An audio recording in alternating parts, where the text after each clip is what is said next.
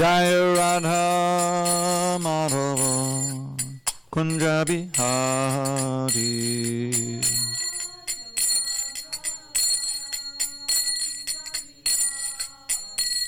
Gopijana Vallabha Giridharadhari.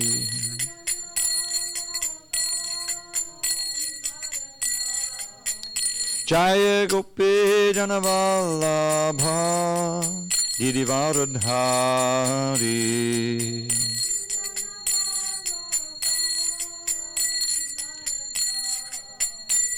Yashodanandana Bhajana Ranjana.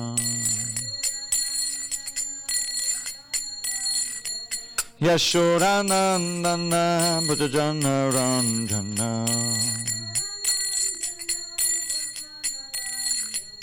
Yamuna Tira Vanachari. Yamuna Tira Vanachari. Jaya Radha Madhava Kunja Bihari.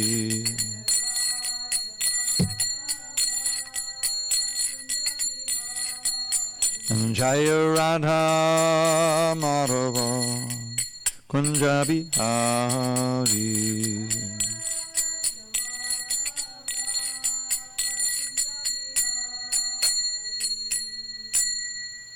Jai Mr. Pad Paramahansa, Dravida Acharya, Ashtoto to the Shishimad, Divine Grace, Srila A.C. Bhaktivedanta Swami Prabhupada Ki Jai, ISKCON BBT Founder Acharya Srila Prabhupada Ki Jai, Jai Mr. Pad Paramahansa, Dravida Acharya, Ashtoto to the Shishimad, Divine Grace, Srila Bhakti Siddhanta Saraswati Thakur Ki Jai, Ananda Koti Vaishnavinda Ki Jai, Namacharya Srila Haridas Thakur Ki Jai, Srimad Bhagavad Gita Ki Jai, Samaveda Bhaktivinoda Ki Jai. All glories to the assembled devotees. All glories to the assembled devotees. All glories to the assembled devotees.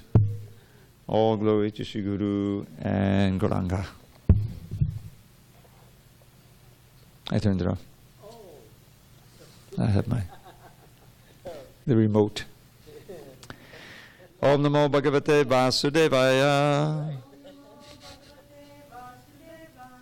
Om Namo Bhagavate Vasudevaya. Om Namo Bhagavate Vasudevaya.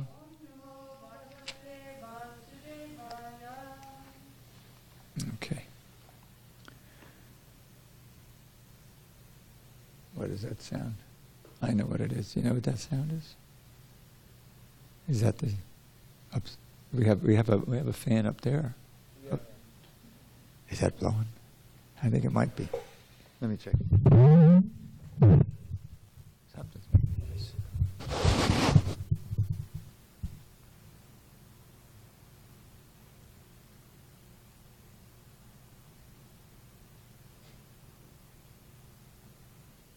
Yeah. That was it, right? Yeah. Correct. There's a fan, exhaust fan up there. Yeah. Now it's very quiet. Too hot. Can you hear me? Can I? You can open it a bit, Yeah. if you want. Right. Where were we? Did I do Om Namo? I did Om Namo. Okay. All right. Okay. All right. On this 30th day of July, 2019 in SanDiego, we're reading from Srimad Bhagavad Gita as it is, translation and commentary by His Divine Grace, A.C. Bhaktivedanta Swami Prabhupada. We are in Chapter 5, Karma Yoga, Action and Krishna Consciousness. Text number 23, page 250. Shaknoti haibryakshodham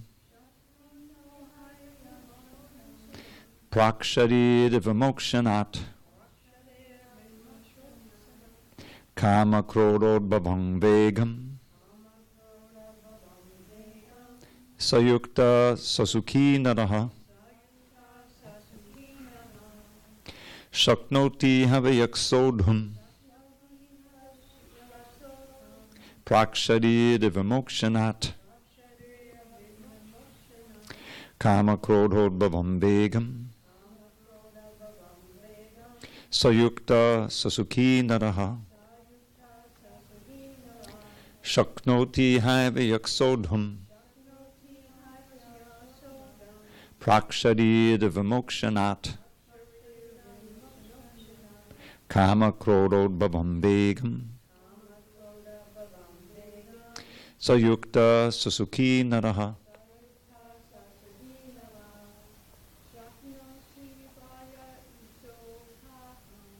shaknoti havayaksodhum praksharid vimukshanat kama krododbhavam vegam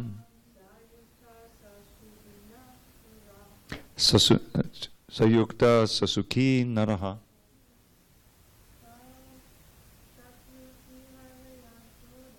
shaknoti havayaksodhum praksharid vimukshanat kama krododbhavam vegam sayukta sasukhi naraha. Shaknoti is able.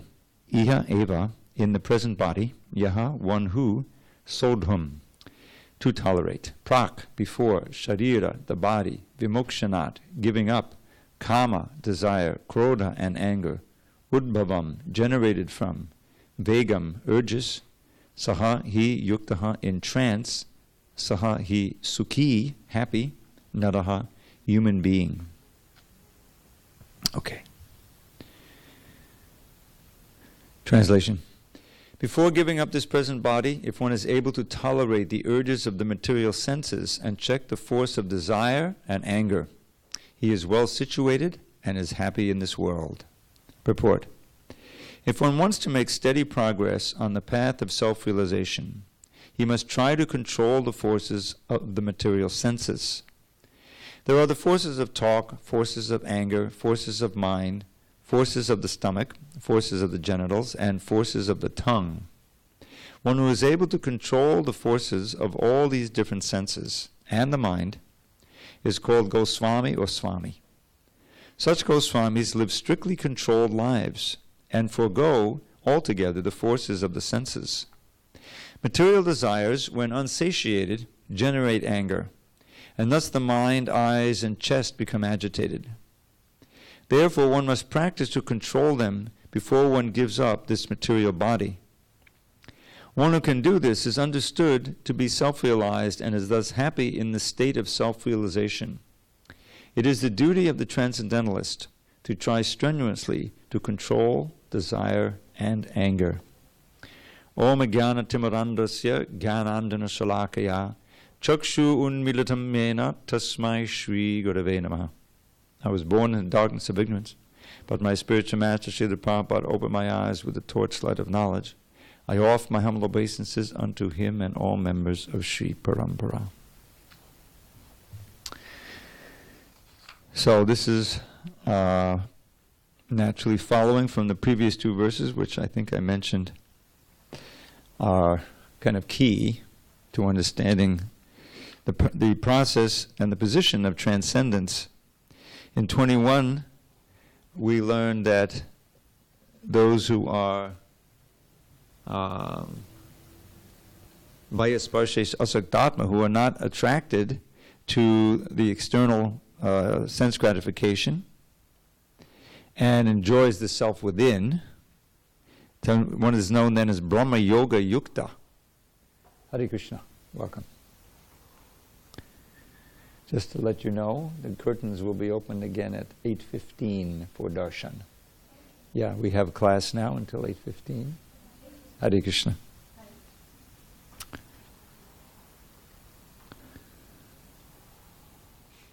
So Brahma Yoga Yukta, that's the position being mentioned here. It's more or less like what's described in the 18th chapter, Brahma Bhuta. Brahma Bhuta prasanatma nashochati nakankshati. This is a famous verse. It means that one's consciousness is firmly situated on the spiritual platform or the spiritual plane, beyond the vicissitudes of the material energy. And one is neither attracted to or repelled by the variegated material energy, the varieties of sense gratification or the negative things. Here in this verse, the word anger is mentioned. Kama, krodho, bhavam. They go together. The real root of the whole problem is the kama, is the material desire. There's a verse in the Chaitanya Charitamrita where Krishna's Kaviraj explains the difference between kama and prema. Kama and prema. So, let's see if I can remember the Bengali. Atmandriya priti vancha dare prem kam, dare name kam, Krishnendrita briti icha dare prem nam, which means more or less, Bengali is a little rough, that the desire to satisfy one's own senses is kama, and the desire to satisfy Krishna's senses is prema. They look very similar in one sense. That's why people often confuse the gopis' eagerness to go meet Krishna in the rasa dance. That's why we're enjoined, don't read about the rasa dance right away, because you'll misunderstand it.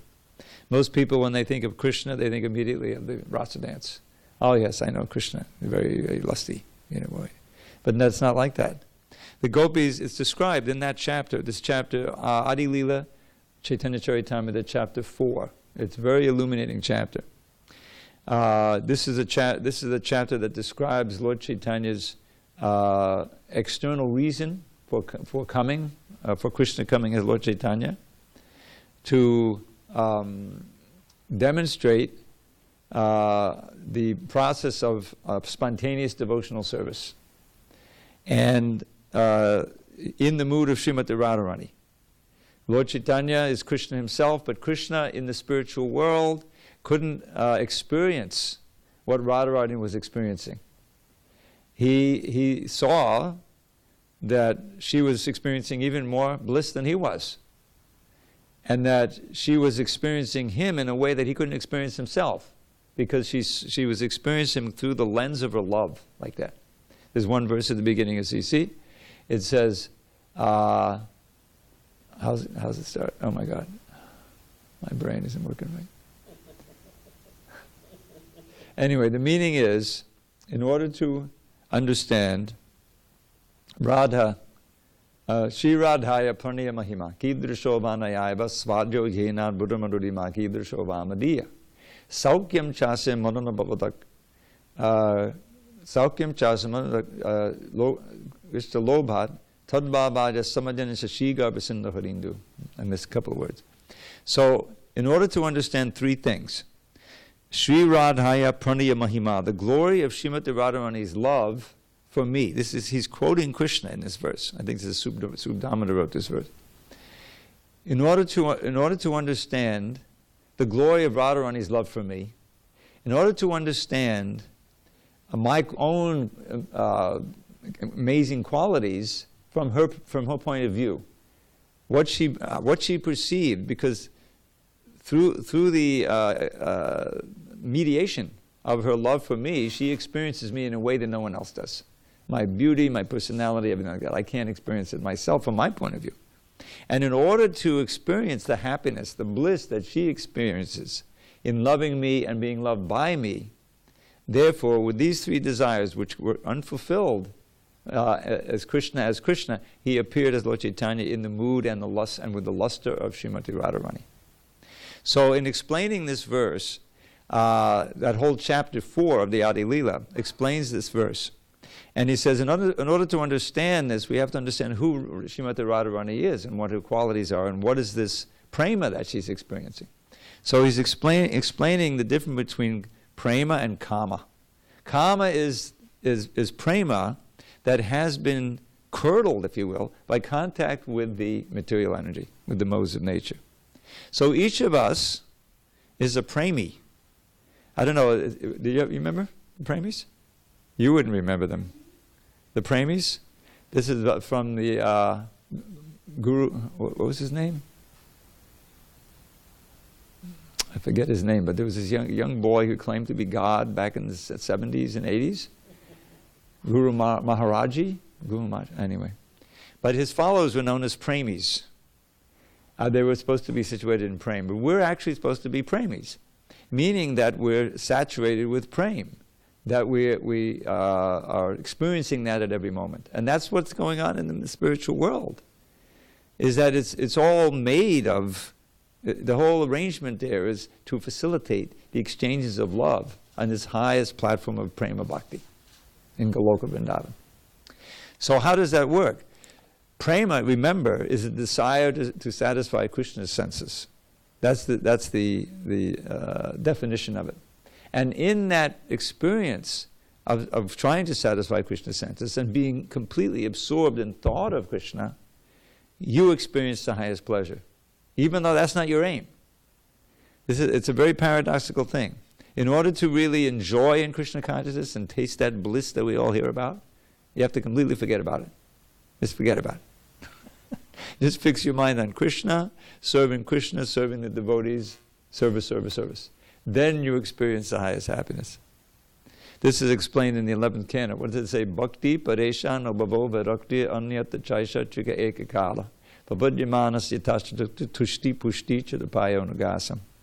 It says, when one is surrendered unto the Lord, meaning that one is fixed in thought of Krishna and in serving Krishna in so many ways, according to the Shastra, according to the Guru, according to the Sadhu, then three things happen simultaneously.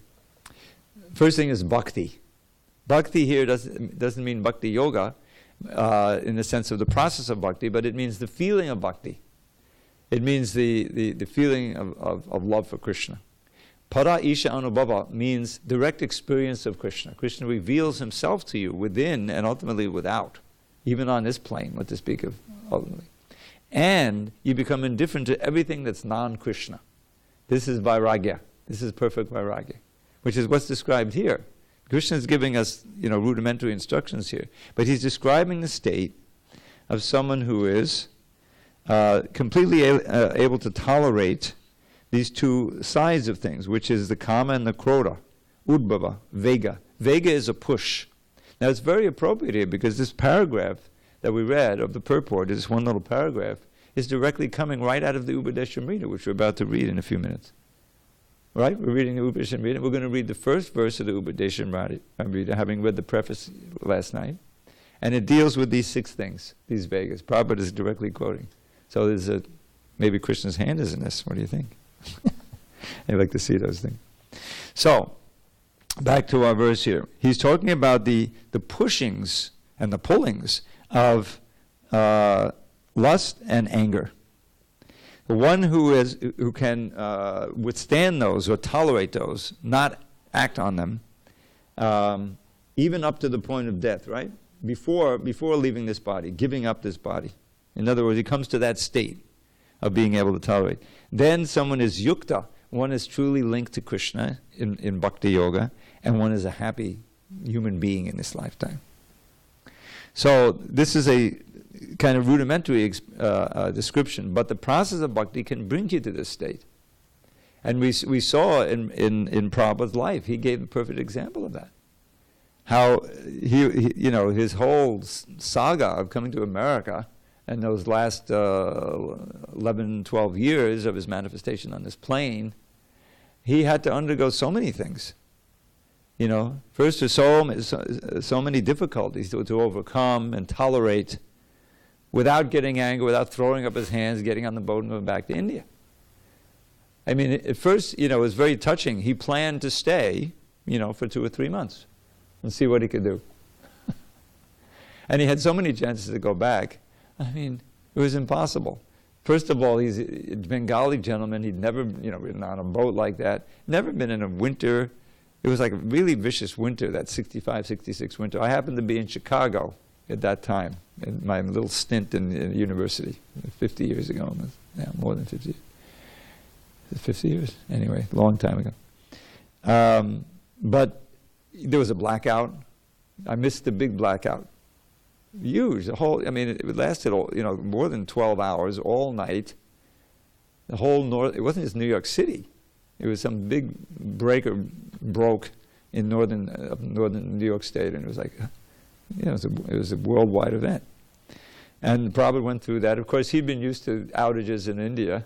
He was kind of surprised it happened in New York. He just chanted Hare Krishna. But you can imagine what's going outside in New York. Everyone's freaking out. So he was able to, take that. But I mean, it was just so difficult. And then, not getting cooperation from the guy he was living with, Dr. Mishra. He didn't want him to preach because he knew Prabhupada had more charisma than he was going to take all his students, And then he recorded the whole introduction to the Bhagavad Gita on this reel-to-reel. Have you ever seen those things? Big, heavy reel-to-reel tape recorder. I used to use those sometimes. So he recorded the whole introduction, which we have here. And somebody broke into his room, which is not unusual in New York, stole the tape recorder, but left the tape, the real valuable thing. We have the recording.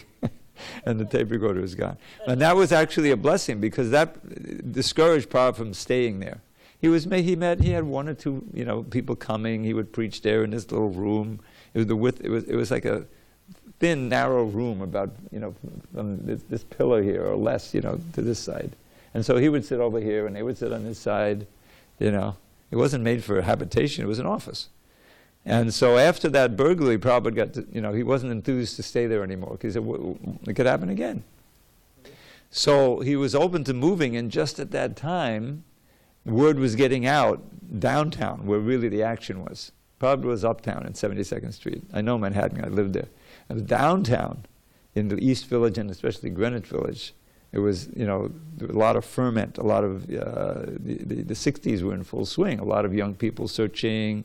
You had qualified people who had, college degrees, or like Hayagriva and Kirtananda and Umapati. And they were living together, dropping acid, reading philosophy books, and doing all this searching. And they were right down there. And so Prabhupada was invited to come down and stay, first on the Bowery. But he had a place, and he had an audience. And gradually he was able to attract Mukunda, who was really qualified. You see, a lot of musicians, I'm telling you, music is so important. They would get attracted, And so Mukunda was able to get him the 26th Avenue place, and everything started from there, But still, it was a constant struggle to maintain the place and to attract people. Prabhupada spoke for hours, one-on-one to people. His room was always open. They would come and sit down there, and he would talk to them. Can you imagine? I missed that. I'm sitting in Chicago. Anyway. So, he had to go through so much, and he personified this. He maintained his even equipoise. He had his mission. He knew there would be struggles. He prayed like anything to Krishna. You have that songbook. There's a poem called Markane Bhagavad Dharma. Have you ever seen it before? Well, I'll point it out to you. It's Prabhupada's prayer that he wrote just after getting off the boat. He landed in Boston. And there was this little stayover before they came down to New York. So while he's on the boat, I think he took a walk, then got back on the boat, and it was a few hours layover. And he wrote this poem, having seen his first look of the urban, industrialized Western skyline. And he realized, these people are all overcome with the modes of passion and ignorance.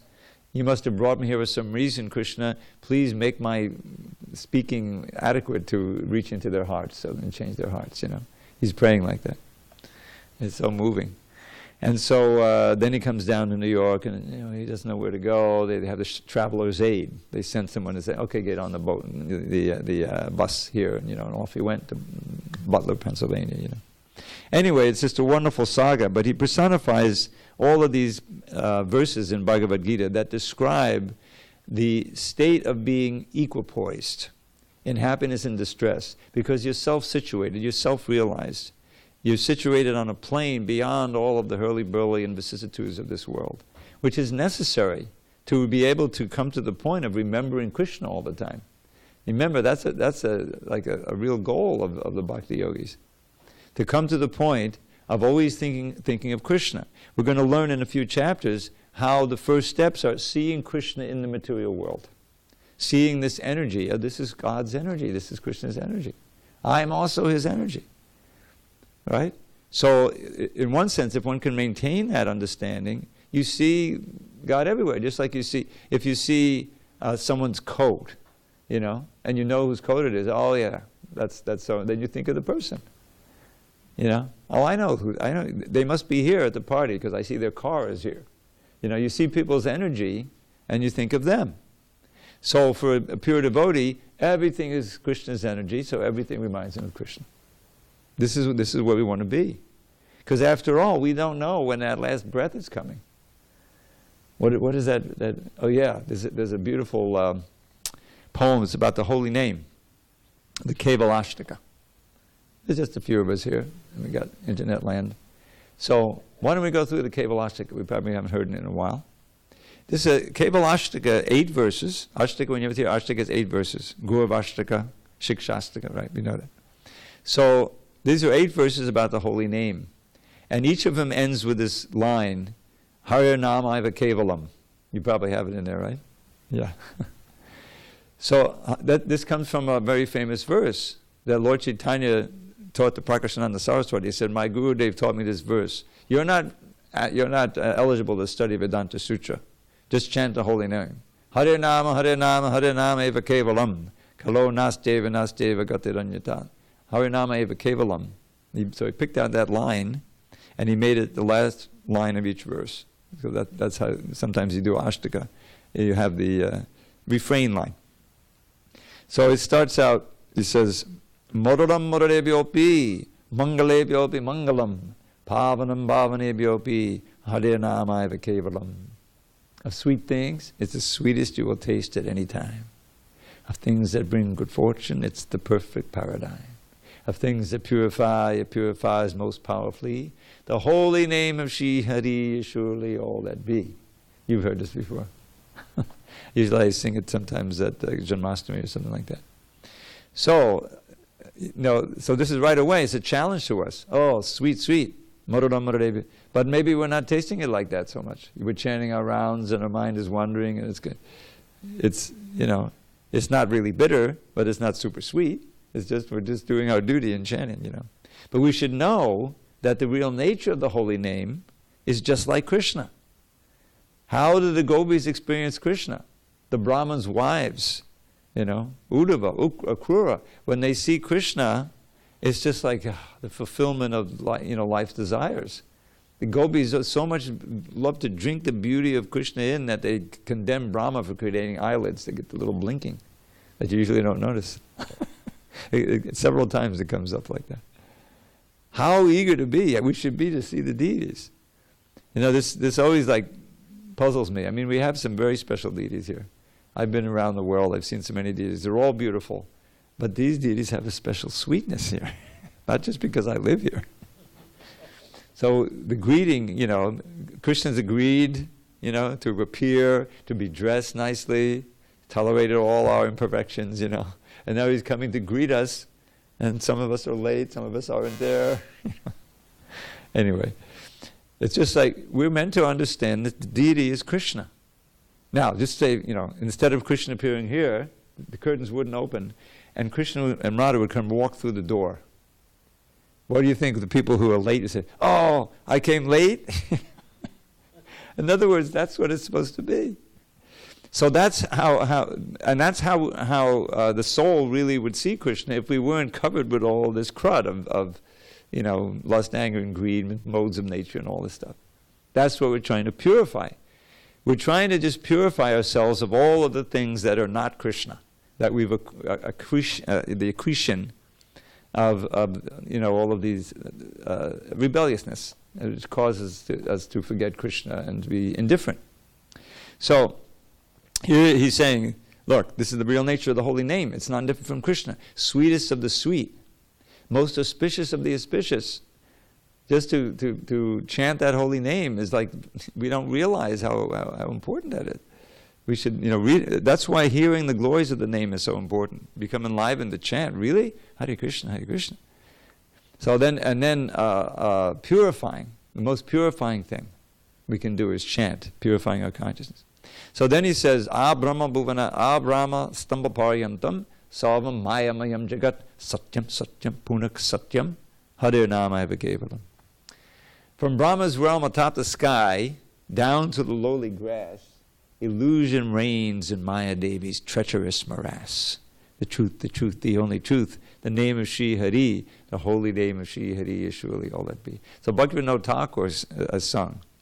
And one of the songs, I've been lax over the years of learning these songs, but I remember this line: there's nothing in the 14 worlds but the holy name. He's feeling that Krishna is, the name is not different from Krishna. Krishna is everything, either personally or through his energies. So that's actually true.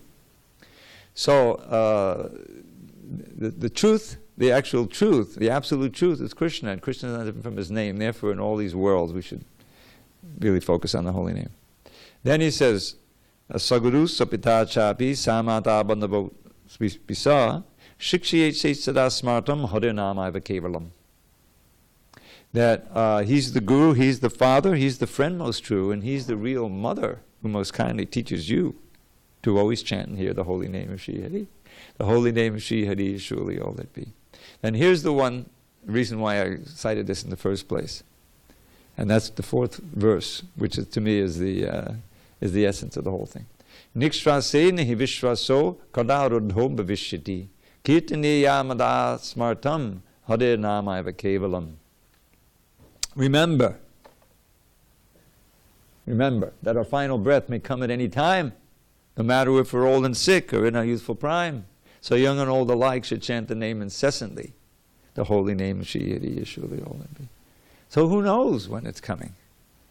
I just heard that we had a meteor come fairly close, only 40,000 miles from Earth. Did you read about it? I said, how did we miss that one? Usually that's like, I don't know. It's a near miss when these things. Was it between the moon and the earth? No, that's pretty close, So who knows? Bhadran Rama would like to tell this story. What is it that came out of the sky? A bowling ball. It fell out of somebody's plane, a private plane or something, hit some guy in the head. This happened in the SanDiego area or something. It's probably 20, 30 years ago, but these things happen. Or the earthquake. They've had several big ones up in Joshua Tree area. Right? The last one, I felt. It was only like really almost unnoticeable down here. In L.A., they were feeling it. Las Vegas, they felt it. I just learned who was saying, Maharaj was saying. Radhanath Swami, I think, mentioned that. Anyway, so suddenly I'm sitting at my desk and, did you feel it? So an earthquake. So I get up and I walk out, and one of my neighbors is outside on the stairs smoking a cigarette. I said, "Did we just have an earthquake?" So, I didn't feel anything. I was like, "Okay, that's just a teaser." But these earthquakes, they can happen at any time, literally at any time. So if you're always chanting, you're in good shape. That's the whole idea. Is that it's really serious. So we want to come to that point of constant remembrance. I'll share with you another ashtaka. It's part of the Bhagavatam that I discovered. So then he goes on. I'll just give you the English. Lord Shri Hari forever dwells wherever devotees whose hearts are fixed on him and free of all impurities uplift their voices high and sing his name in ecstasy. The holy name of Shri Hari is surely all that be. Now this is a verse that's very parallel to one that Krishna himself says to Arjuna in something called the Adi Purana, I think. It says, Naham tishtami vaikunte yoginam hridayeshu va yatra gayanti manbhakta tatra tishtami narada. He says, oh Narada, Krishna speaking to Narada, and he says, my dear Narada, I'm not in Vaikuntha. I'm not in the heart of the meditating yogis, but wherever my devotees are singing my glories, that's where I stay. Krishna is more attracted to that. See? So then it says, now on the other side, because there's always got to be some tension. There's going to be a dramatic poem. Aho dukkam maha dukkam dukka dukka taramyata karchatam visvatam ratna hare namaiva kevalam. Alas, what sorrow, what great pain, the worst calamity. For people do forget the holy name of Shri Hari. Although the name's a priceless gem, mere broken glass they see. The holy name of Shri Hari Yeshuli, all that be. So this is the world we live in. Nobody appreciates, hardly anyone appreciates, the value of this holy name. There's a nice story. Okay. Sanatana Goswami, he's sitting in Vrindavan chanting Hare Krishna, you know. There was this gentleman who was at a reading of a Bhagavatam or something in another city, and he heard that there was this great saint named Sanatana Goswami who lived in Vrindavan who had a Chintamani gem. Now, a Chintamani gem is the philosopher's stone, which is, you know, can touch anything and turn it to gold. So he decided to go to Vrindavan and see if he could at least look at that stone. So he goes there and he meets Sanatana Goswami. He's very pious and he bows down, you know, says, Hare Krishna, Hare Krishna. Oh, saint, I've heard from others that you have one of these Chintamani gems, and I just wanted to see it. Oh, yeah, I have one of those. I keep it over there. It's in the trash heap, you know. You can see if you can find it. So he goes over there, digs through all the old leaf plates, you know, and there it is, shining. And so he says, wow, this is amazing. And he tries it out on a rock and it turns to gold. And I says, why? So he asked Sanatana Goswami, why do you keep it in the trash like that? He says, oh, I'm not concerned with it. He says, well, can I have it? And he says, sure, you can have it. Take it. You know. He says, oh, now my life is complete. You know, I don't have to worry about money anymore. So he starts walking, but he's very intelligent. And he says, wait a minute. If he's ready to give me this gem and he's keeping it in the trash heap, maybe he's got something even more valuable. So he goes back. What was his Dandabhat? He says, I have this doubt. Since you're giving away this gem and you're keeping it in the trash, maybe you have something more valuable. Is it true? And the Sanatana says, yes, it is true. Can I ask what it is? I'll show you what it is. But first you have to take that Chintamani gem and throw it into the Yamuna. Now is the moment of truth. Is he ready to give up on that gem for something even more valuable? So because Sanatana was such a pure soul, he knew he wouldn't try to cheat him. He threw that gem into the Yamuna. And Sanatana Goswami initiated into the chanting of Hare Krishna mantra. So the holy name is like a Chintamani gem. It's mentioned that in it. Nama Chintamani Krishnas. Chaitanya Rasa Vigraha. Purnak Shuddho Nitya Mukto Abhinatvan Nama Namino. It's a famous verse. So it says the holy name of Krishna is like a Chintamani gem. Not that it'll turn some matter into gold, it'll turn your heart golden. The point is that when you touch it with your consciousness, you're transformed into perfect, pure spirit. So now, Chaitanya Rasa Vigraha, it is the very form of all of the spiritual rasas you can experience with Krishna. In other words, whatever your eternal rasa is, you can discover it by chanting the holy name. Yeah, just by chanting the holy name. Why is this? Because it is purna, it is complete in and of itself. This process of chanting Hare Krishna, either in congregation or privately, is a complete process of yoga for perfection. Shuddho, it is completely pure, not contaminated, just like the sun cannot be contaminated. Nityamukto, eternally liberated, and gives you eternal liberation. And the reason is, and the last line is very important, Abhinatvan nama namino. Because there's no separation, there's no difference between the name and the named. This is that whole thing where we hear that the name is Krishna himself, which we can't realize with our present senses, but that's why you can associate with Krishna just by chanting his holy name. And all of the effects of that association are described here. As you become completely pure, you get lifted up to the spiritual platform. So that's what this verse is saying. Oh, dukkha mahadukha. You know, people forget the holy name. They don't appreciate the holy name. We're trying to convince them it is like a Chintamani gem, but they're seeing it as like broken glass in the street. Who cares? It's just the Hare Krishnas. You know, this is the vast number of people. But still, there are certain people who are attractable. And so we try to give it out, and that's how we became devotees. So that's it. So then he gives, that's the 6th verse, and there's 2 more verses. So he says, diyatam diyatam karno, niyatam niyatam vajaha, giyatam giyatam nityam hare nama kevalam. Just fill your ears, just fill them with the name of Shri Hari. Just chant the name with all sincerity. Just sing the name, just sing the holy name eternally. The holy name of Shri Hari is surely all that be. And then the final verse, it makes this world appear like bits of straw upon the ground. Resplendently it reigns supreme, divinity and sound. It's filled with transcendental bliss and peerless purity. The holy name of Shri Hari is surely all that be. Now, for many years, we didn't know who had written this. A year or two ago, my good friend Dravida Prabhu, he spent some time in India, and he said, well, we discovered who the author is. His name I forget, it slips my mind. But this author was a contemporary of Bhaktivinoda Thakur, either a good associate or a disciple, I forget which. And he wrote not 8, but 100 verses about the holy name, ending in Hare Nama Kevalam. And these were picked out, I don't know if they were picked out by him or by others who thought these are the most, the best verses or something like that. That's how we got this Ashtaka. That's why there's no 9th verse, being called a Palashuti.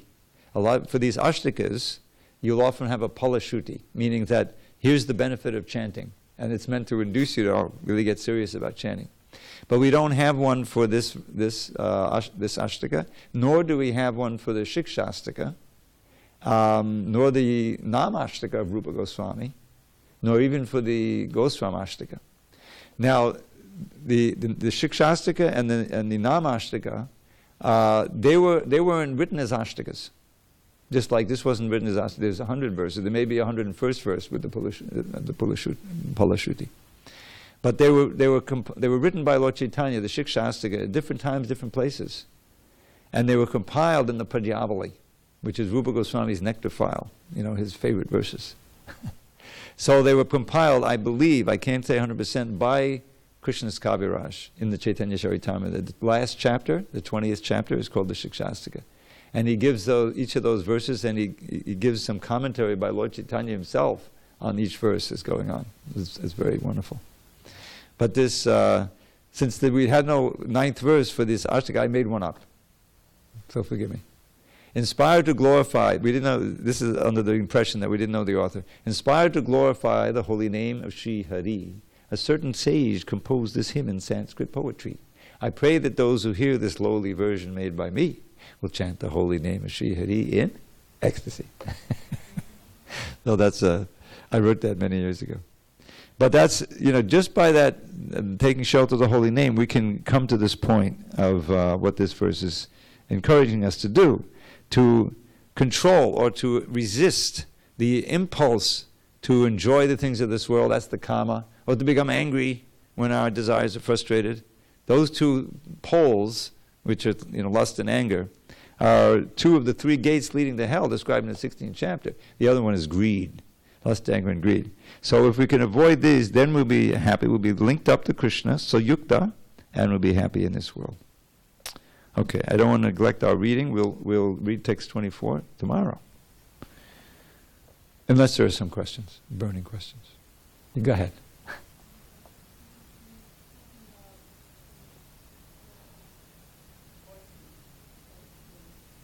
Yes.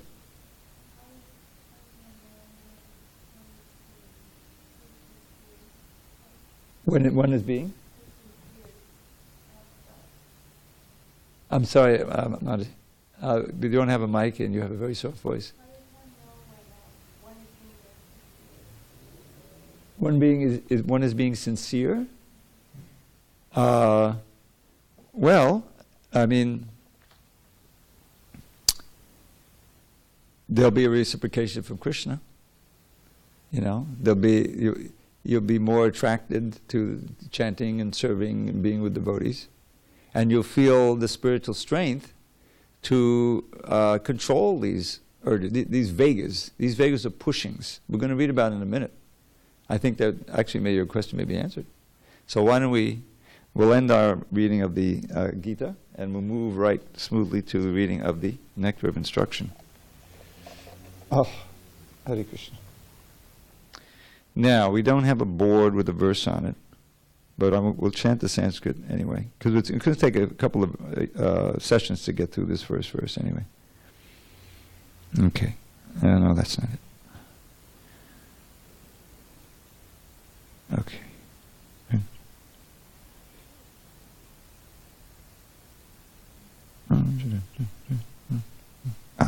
Okay. All right. So we'll do it, maybe you could share. You can see it? Okay, that's a nice big screen. And Suresh, you don't chant anyway, so just listen. Sorry. All right. So we're going to begin reading text 1 of the Upadeshamrita, which is Rupa Goswami's essential instructions, the nectar of instruction, translation and commentary by His Divine Grace, Srila Prabhupada. Vacho vegam manasakrodha vegam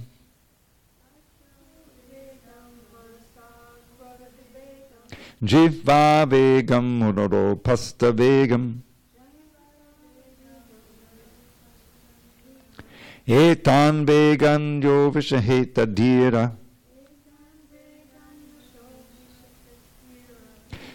sarvam api mam pratabing sashishyat. Okay, why don't I read the translation? A sober person who can tolerate the urge to speak, the mind's demands, the actions of anger, and the urges of the tongue, belly, and genitals is qualified to make disciples all over the world. So we have to find out proper guru. So we can have the criteria here. Purport. In Srimad Bhagavatam 6:1-9-10, Parikshit Maharaj placed a number of intelligent questions before Shukadeva Goswami. One of these questions was, quote, why do people undergo atonement if they cannot control their senses?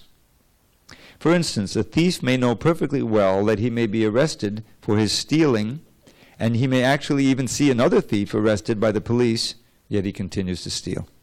Experience is gathered by hearing and seeing. One who is less intelligent gathers experience by seeing, and one who is more intelligent gathers experience by hearing. When an intelligent person hears from the law books and shastras, or scriptures, that stealing is not good, and hears that a thief is punished when arrested, he refrains from theft. A less intelligent person may first have to be arrested and punished for stealing to learn to stop stealing.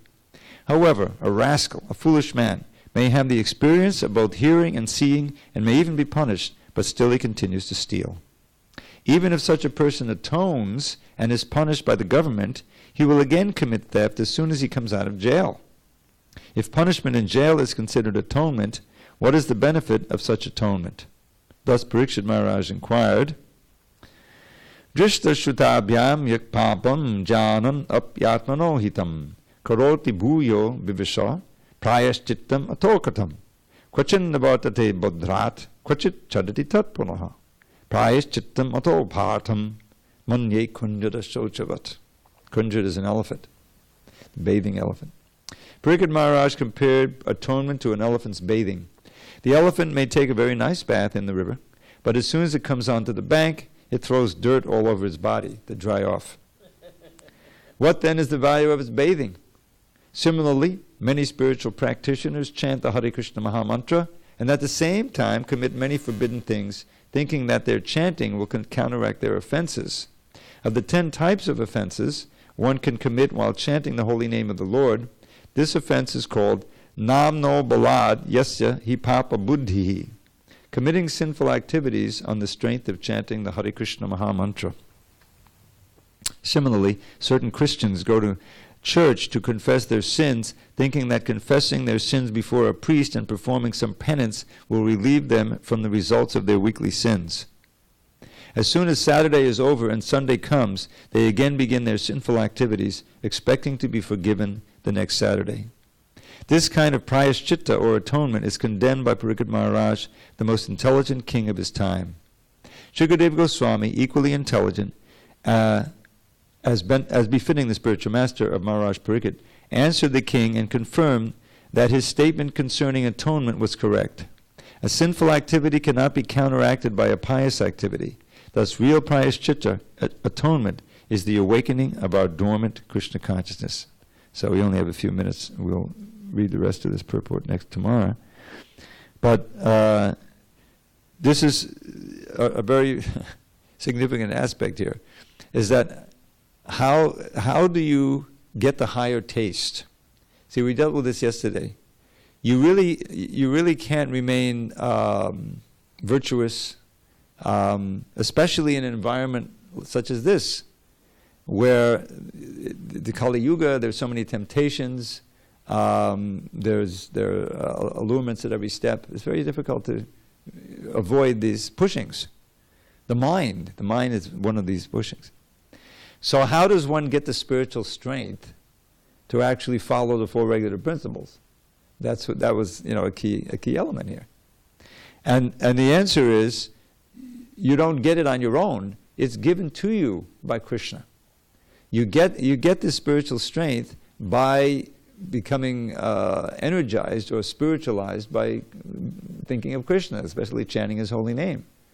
And there's an aspect of prayerfulness to it that has to be there. It's not just some. I remember the example of my brother. I tried to give him Krishna consciousness one time, and so I said, at least try the chanting, and so he did. But he did it in a mood of just like, all right, I chanted one round, so what can you show me? You know what I mean? In other words, there's no faith behind it. There's no real sincerity.